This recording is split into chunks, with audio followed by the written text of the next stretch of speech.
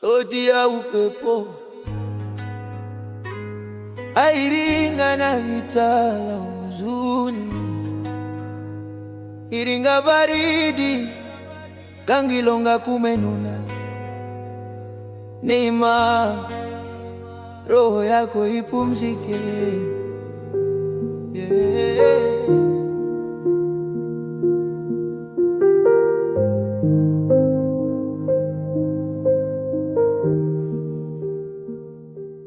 Wakati mauti yakibisha hodi, dhahabu hupoteza thamani.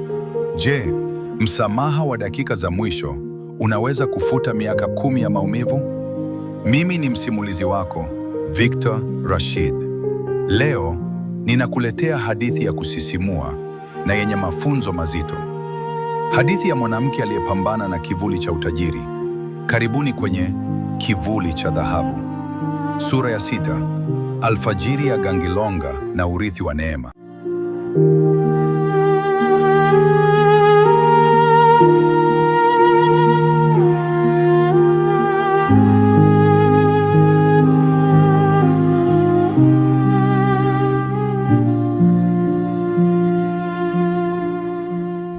Baridi ya Iringa leo imekuwa ya utulivu wa ajabu. Ukungu uliotanda kwenye kilele cha mlima Gangilonga unaonekana kama pazia jeupe lililoshushwa, kuashiria mwisho wa onyesho kubwa la huzuni. Mimi, rafiki yake wa karibu, nimesimama kwenye ukingo wa kaburi jipya ambalo limepambwa kwa mashada ya maua ya gharama. Mashada ambayo harufu yake tamu inashindwa kufunika harufu ya udongo mbichi wa nyumbani. Imekwisha, nilinong'ona moyoni mwangu, huku nikimtazama Elena mdogo aliyekuwa ameshika picha ya mama yake. Picha aliyopiga siku yake ya kwanza ya kazi hapa tawi la Iringa, tabasamu ambalo lilikuwa na nuru ya mwisho ya matumaini. Mazishi ya Neema yalikuwa tukio ambalo Iringa haitalisahau.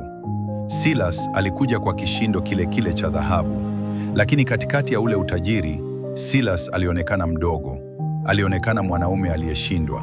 Alisimama mbele ya kaburi akitetemeka, akigundua kuwa mabilioni yake ya benki hayawezi kumrudisha mwanamke aliyempenda na kumvunja kwa mikono yake mwenyewe. Neema alikufa akiwa na ushindi, nilimwambia Silas wakati tulipokuwa tumeketi faragha baada ya mazishi. Nilimweleza kuwa Neema hakufa kama mlevi aliyeshindwa, alikufa kama mfanyakazi mwenye heshima, kama mama aliyerejesha upendo wa wanawe, na kama binadamu aliyekataa kuwa pambo la ndani. Silas alilia. Ni mara ya kwanza niliona machozi ya mamba yakigeuka kuwa machozi ya kweli ya binadamu.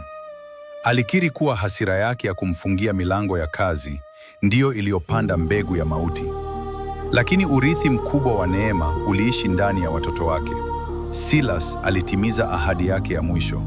Alimwacha Elena hapa Iringa ili akue katika mikono ya wazazi wa Neema. Wanangu, aliandika Neema kwenye barua yake ya mwisho, msidanganywe na dhahabu. Dhahabu inapendeza machoni, lakini haina joto la moyo. Tafuteni utu, tafuteni elimu, na heshimuni ndoto za wale mnaowapenda. Mimi nimekuwa sadaka ili ninyi muweze kuwa huru. Hapa ofisini kwetu Iringa, kiti cha Neema kimebaki wazi kwa muda mrefu. Kila asubuhi ninapopita, nahisi harufu yake.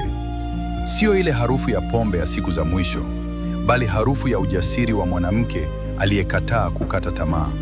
Meneja wetu ameweka picha yake ndogo kwenye ukuta wa ofisi, ikiwa na maelezo: Neema, aliyeshinda kivuli cha dhahabu. Mimi msimulizi, rafiki yake niliyekuwa naye mpaka dakika ya mwisho, nimejifunza jambo moja kuu. Maisha ya Neema ni fundisho kwa kila Silas aliyepo duniani anayedhani kuwa kumpata mwanamke na kumpa kila kitu ni kumiliki roho yake. Neema alitupungia mkono akituambia kuwa ni heri kufa ukiwa unajitambua kuliko kuishi miaka 100 ukiwa mfungwa wa dhahabu ya mtu mwingine. Jioni hii nimesimama tena kando ya mlima Gangilonga. Jua linazama, likitoa rangi ya machungwa inayofanana na dhahabu. Lakini sasa rangi hiyo hainitishi tena. Najua kuwa chini ya udongo huu wa Iringa, malkia wangu Neema amepata amani. Hana tena maumivu ya ini, hana tena kiu ya pombe, na muhimu zaidi, hana tena hofu ya Silas wala kofi la usiku wa mvua. Amepumzika, na sauti yake itaishi milele kupitia Elena na Ethan, na kupitia hadithi hii niliyoandika kwa damu na machozi ya rafiki yangu wa kweli.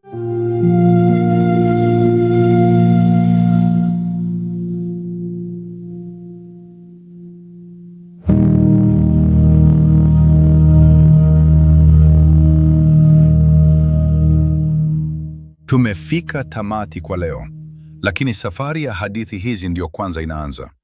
Ili kuwa wa kwanza kupata mwendelezo na simulizi nyingine kali kama hizi, tafadhali bonyeza alama ya subscribe, share simulizi hii na rafiki zako, na tuandikie kwenye comment ni jambo gani limekugusa zaidi leo. Mimi ni msimulizi wako, Victor Rashid. Asante kwa kuwa nami.